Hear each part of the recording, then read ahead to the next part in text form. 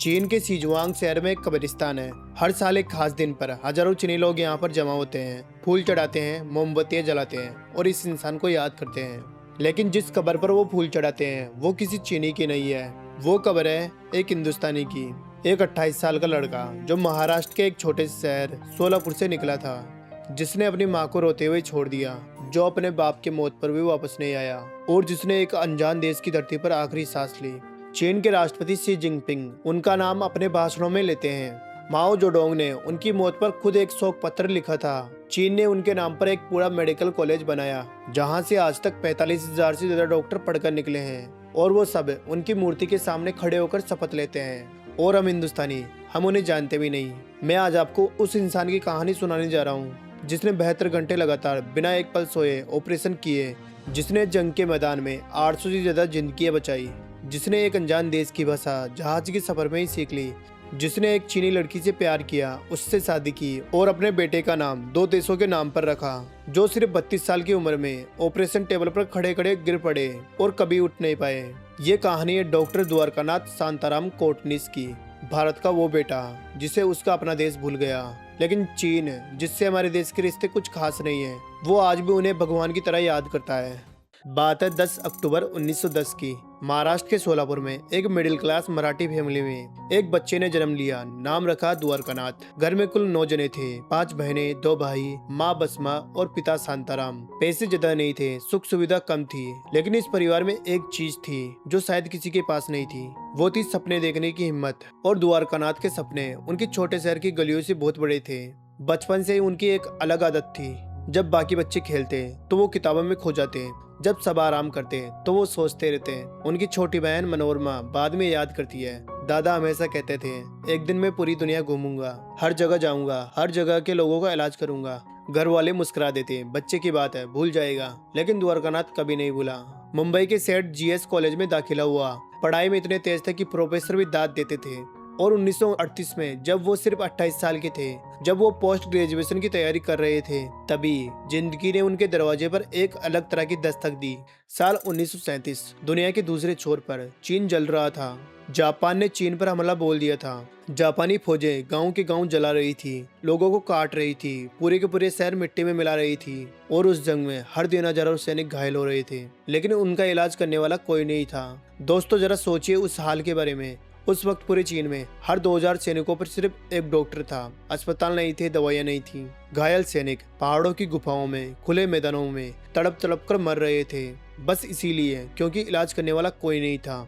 चीन के communist general झू दे, जो माओ जोडोंग के सबसे करीबी थे, उन्होंने भारत के जवाहरलाल नेहरू जी को एक चिट्ठी लिखी। हमें मदद चाहिए, हमें डॉक्टर चाहिए, हमारे सैनिक बिना इलाज के मर रहे हैं। नेहरू जी ने चिट्ठी कांग्रेस के अध्यक्ष नेताजी सुभाष चंद्र बोस को दिखाई। नेताजी ने 30 जून 1938 को एक अपील की, चीन को मदद चाहिए, कोई डॉक्टर है जो वहां जाने का हौसला रखता हो। लोगों ने चंदा जमा किया, यही कोई 22,000 रुपए। एक एम्बुलेंस खरीदी गई, दवाइयां और सर्जिकल सामान जुटाए गए और 5 डॉक्टरों की टीम तैयार हुई। इलाहाबाद के डॉक्टर अटल, नागपुर के डॉक्टर चोलकर, कलकत्ता के डॉक्टर बसु और मुखर्जी और सोलापुर के 28 साल के डॉक्टर द्वारकानाथ कोटनिस। जब घर में खबर पहुंची, माँ बसमा की आंखें भर आई। चीन और जापान के युद्ध के बीच में मौत के मुंह में क्यों जाना बेटे?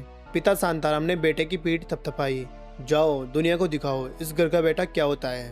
द्वारकानाथ ने माँ के पाँव छुए, देर तक उनकी आंखों में देखते रहे और बस इतना कहा, माँ वहाँ लोग मर रहे हैं और मैं डॉक्टर हूँ, मुझसे रहा नहीं जाएगा। 1 सितंबर 1938 को वो राजपूताना जहाज पर सवार हुए और भारत से निकल पड़े। उन्हें नहीं पता था कि वो कभी वापस नहीं आएंगे।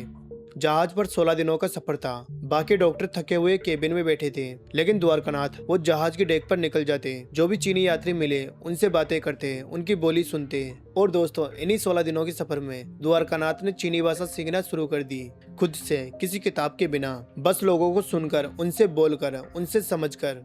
यही वो खासियत थी जो उन्हें सबसे अलग बनाती थी। जहाँ दूसरे रुक जाते वो वहाँ से शुरू करते थे। नवंबर 1938 में जहाज वुहान के हानकोव बंदरगाह पहुंचा। जब वो 5 डॉक्टर चीनी धरती पर उतरे, उन्हें नहीं पता था कि उनका स्वागत कौन करेगा। उनका स्वागत किया सोंग चिंग लिंग ने, जो सन यात सेन की पत्नी थी, चीन की सबसे ताकतवर महिलाओं में से एक। वो 5 भारतीय डॉक्टर उस महिला के सामने खड़े थे, जिसके एक इशारे पर लाखों लोग चलते थे। वो महिला उनके आगे झुकी और बोली, आप खुद अभी आजाद नहीं है और फिर भी आप हमारी मदद करने आए। ये सिर्फ दोस्ती नहीं, ये इंसानियत है। वुहान से टीम को भेजा गया। यान आन, जो उस वक्त चीनी कम्युनिस्ट पार्टी का मुख्यालय था, वहां पहुंचते ही जो नजारा था वो किसी फिल्म से कम नहीं था। पहाड़ों को काटकर बनाई गई गुफाएं, रोशनी के लिए मसाले, बाहर पहरेदार, अंदर सैनिक, और उस गुफा के बीचों बीच माओ जोडोंग, उस वक्त के चीन के सबसे ताकतवर इंसान। जनवरी 1939 में माओ ने इन 5 डॉक्टरों के लिए स्वागत समारोह रखा।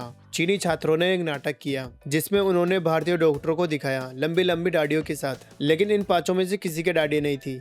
माओ ने हंसते हुए उस स्टेज की तरफ इशारा किया और फिर डॉक्टर कोटनिस की तरफ देखा और अपनी ठुड्डी को छुआ, मानो पूछ रहे हो, भाई तुम्हारी दाढ़ी कहाँ गई। पूरा हॉल हंसी से गूंज उठा। उस पल एक 28 साल के लड़के ने दुनिया के सबसे ताकतवर इंसान को हंसा दिया था।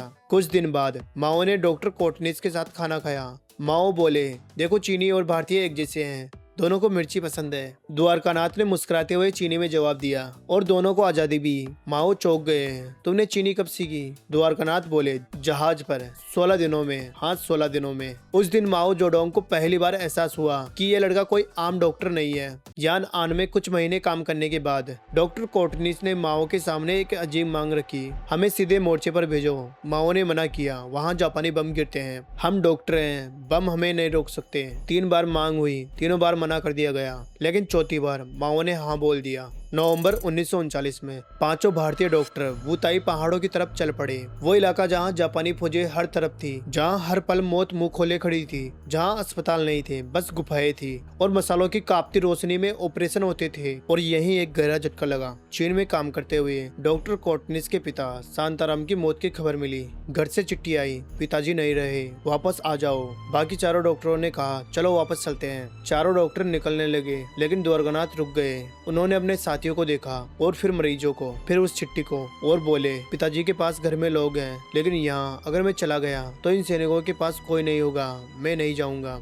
दोस्तों, जरा सोचिए उस पल के बारे में। 28 साल का एक लड़का हजारों मील दूर एक अनजान देश में, पिता चले गए, माँ अकेली है, घर याद आ रहा है और वो कह रहा है मैं नहीं जाऊंगा। 1940 का साल। वुताई पहाड़ों के पास एक भयानक लड़ाई छिड़ गई। जापानी फौजें चारों तरफ से घेर रही थी, गोले गिर रहे थे, पहाड़ कांप रहे थे और घायल सैनिक खून से लथपथ अधमरे किसी तरह घिसते खिंचते डॉक्टर कोटनिस के पास आ रहे थे। 1 आया, 10 आए, 50 आए, 100 आए और आते ही चले गए।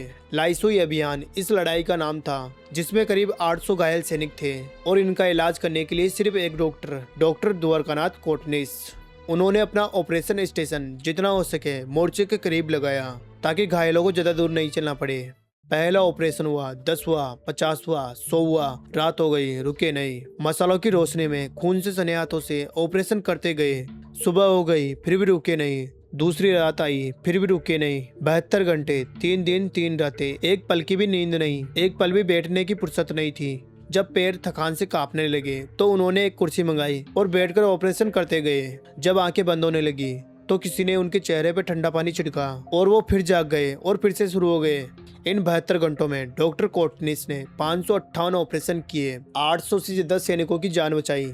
जब सब खत्म हुआ तो चीनी सैनिकों ने उनके पाँव छुए, कुछ तो रो पड़े। एक बुजुर्ग सैनिक बोला, तुम्हें हमसे क्या लेना देना था, फिर भी तुम आए, तुमने हमारे लिए सब कुछ दांव पर लगा दिया, तुम देवता हो। द्वारकानाथ ने मुस्कुराकर कहा, नहीं, बस मैं एक डॉक्टर हूँ और डॉक्टर का काम है जो सामने है उन्हें बचाना। उसी दौर में एक और डॉक्टर चीन में काम कर रहे थे, कनाडा के डॉक्टर नॉर्मन बेथून। वो भी इतनी जी जान से काम कर रहे थे।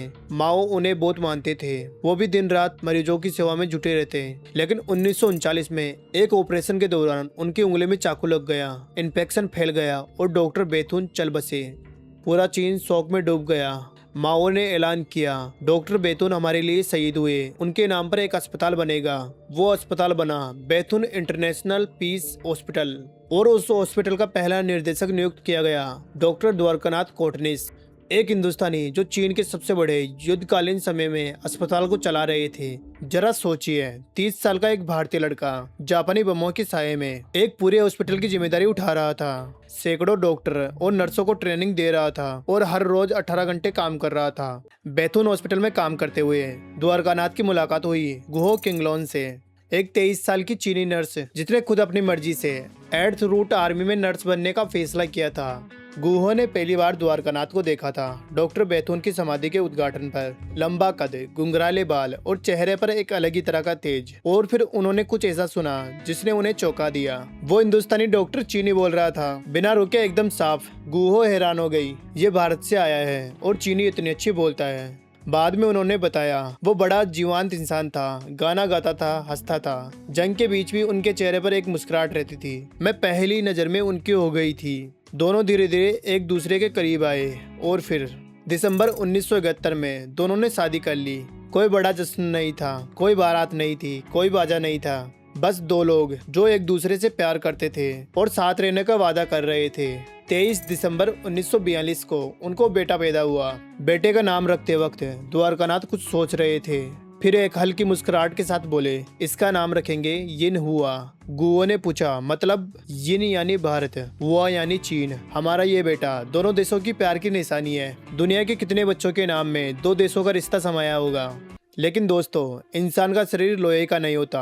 5 साल बाद 5 साल तक रोज 18 घंटे काम, जंग के मैदान में, पहाड़ों की गुफाओं में, ठीक से खाना नहीं, ठीक से सोना नहीं, आराम का नाम नहीं। और वो थकान धीरे धीरे चुपके चुपके द्वारकानाथ के शरीर को अंदर से तोड़ती जा रही थी। बेटे यिन हुआ के जन्म के सिर्फ 3 महीने बाद एक दिन ऑपरेशन करते करते उनके हाथ कांपने लगे। वो एक पल के लिए रुके और जमीन पर गिर गए। उन्हें मिर्गी का दौरा आ गया था। उन्हें उठाकर लेटाया गया। गुओ उनके पास बैठ गई और उनका हाथ थामे रही। जब थोड़ा होश आया तो उन्होंने पहला सवाल किया, वो मरीज ठीक हो गए क्या? गुहो की आंखें भर गई। गुहो ने बोला, तुम खुद अभी मरीज हो। द्वारकानाथ ने धीरे से मुस्कुराया और फिर अगले दिन फिर से काम शुरू कर दिया। 9 दिसंबर 1942 उत्तरी चीन के एक छोटे से गांव में द्वारकानाथ एक बार फिर ऑपरेशन टेबल के सामने खड़े थे। हाथ थके हुए थे, आंखें थकी हुई थी, लेकिन सामने एक सैनिक था, जिंदगी और मौत के बीच। और द्वारकानाथ डॉक्टर थे। ऑपरेशन शुरू हुआ और फिर अचानक उनका हाथ रुक गया। वो लड़खड़ाए और ऑपरेशन टेबल के सामने ही गिर पड़े। मिर्गी के दौरे एक के बाद एक आने लगे। गुहो दौड़कर आई, द्वारका द्वारका। उन्होंने आंखें खोली, धुंधली निगाहों से गुहो को देखा और अपने साथियों को देखा और बस इतना ही कहा, लड़ते रहो। 9 दिसंबर 1942 को डॉक्टर द्वारकानाथ कोटनिस सिर्फ 32 साल की उम्र में इस दुनिया से चले गए। चीन की धरती पर एक अनजान गांव में अपनी पत्नी और 3 महीने के बच्चे को छोड़कर उस 28 साल के लड़के का सपना था पूरी दुनिया घूमना, हर जगह के लोगों की मदद करना। वो सपना पूरा हो गया था, पर वो घर वापस नहीं आ सका। जब माओ जोडोंग को यह खबर मिली तो वो कई देर तक मौन हो गए। फिर उन्होंने एक शपथ पत्र लिखा, भारतीय मित्र कोटनिस लंबा सफर तय करके चीन आए, हमारे युद्ध में हमारे साथी बने। 5 साल तक घायल सैनिकों को जी जान लगाकर ठीक किया और काम के बोझ के तले खुद बीमार पड़ गए। सेना ने एक मददगार खो दिया, देश ने एक दोस्त खो दिया। हम उनके इस एहसान को कभी नहीं भूलेंगे। चीन के उत्तरी इलाके में जहाँ जहाँ डॉक्टर कोटनिस गए थे वहाँ वहाँ सैनिकों ने शोक मनाया। वो सैनिक जिनकी जान उन्होंने बचाई थी वो रो रहे थे एक हिंदुस्तानी के लिए। दोस्तों, आज भारत और चीन के रिश्ते कुछ खास नहीं है, लेकिन इसके बावजूद भी चीन के लोग आज भी इस हिंदुस्तानी को याद करते हैं, उनकी कब्र पर फूल चढ़ाते हैं। दोस्तों, ये थी डॉक्टर द्वारकानाथ की कहानी। अगर आपको ये कहानी पसंद आई है तो वीडियो को लाइक करके चैनल को सब्सक्राइब जरूर कर लेना। बाकी तो ये कहानी आपको कैसी लगी मुझे कमेंट में जरूर बताना। अब मिलते हैं अगली वीडियो में, तब तक के लिए जय हिंद।